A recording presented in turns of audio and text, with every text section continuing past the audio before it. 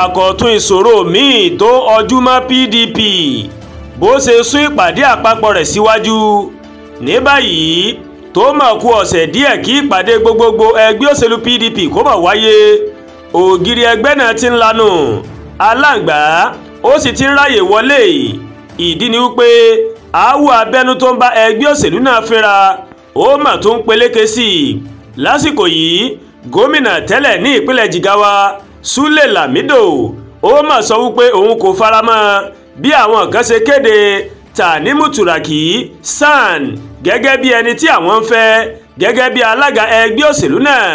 láì dìbò yàn. ọ̀rọ̀ náà ó ṣeéṣe kó dá rògbòdìyàn sílẹ̀ nínú ẹgbẹ́ òṣèlú ọ̀hún tó bẹ́ẹ̀ tí wọn yóò gbé ara wọn lọ sí ilé ẹjọ́. ìṣẹ̀lẹ̀ yìí mà ló ń wáyé o lẹ́yìn tí ẹgbẹ́ náà tó mà wọ́gilé àyẹ̀wò àwọn tó ń díje du ipò tó yẹ kó wáyé ní ọjọ́ Ṣẹ́gun Tuesday ṣáájú ìpàdé gbogbogbò wọn nílùú Ìbàdàn.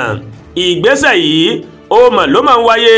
ní nǹkan bí oṣù kan kí ìpàdé gbogbogbò ẹgbẹ́ òṣèlú ọ̀hún kó tó wáyé,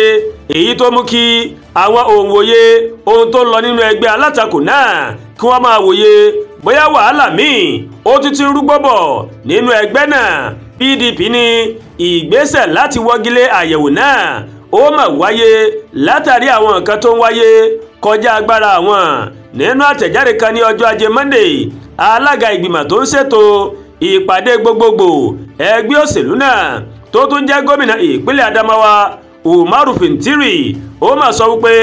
àwọn yóò kéde ọjọ́ tuntun tí ìpàdé gbogbogbò náà yóò mà wáyé o. ìlú Ìbàdàn ó ló yẹ kí ìpàdé gbogbogbò náà kó ti wáyé, èyí tí ìgbàgbọ́ wà pé ọ̀pọ̀lọpọ̀ àwọn alẹ́nulọ́rọ̀ nínú òṣèlú Nàìjíríà bíi gómìnà, sẹ́nítọ̀ àtàwọn míì yóò péjú sí o ní ìmúrasílẹ̀ ẹgbẹ́ náà fún ètò ìdìbò ààrẹ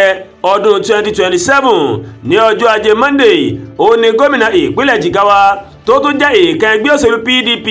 Lamido ó mà ló mà dúnkokò pé òun yóò gba ilé ẹjọ́ lọ tí wọn kò bá gba òun láàyè láti ra fọ́ọ̀mù àwọn tó fẹ́ díje sípò alága ṣáájú ìpàdé gbogbogbò náà tí yóò wáyé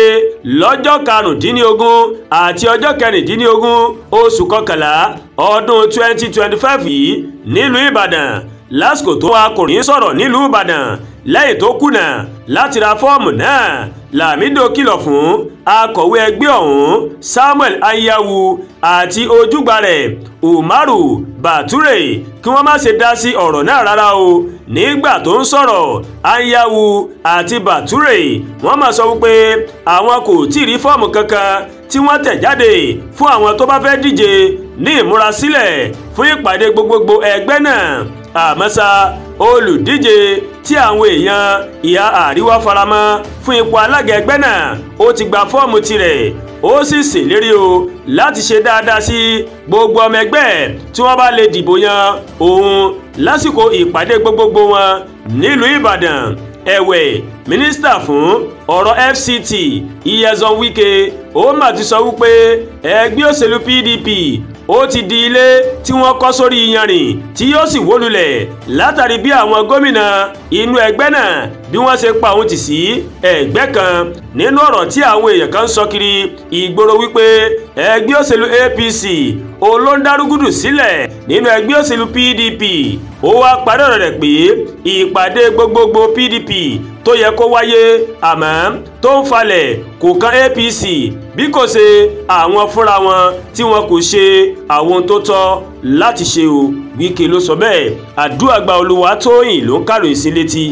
láti kàn ní Ẹ̀yà Yorùbá World TV. bẹ́ẹ̀ ṣe ń wò wá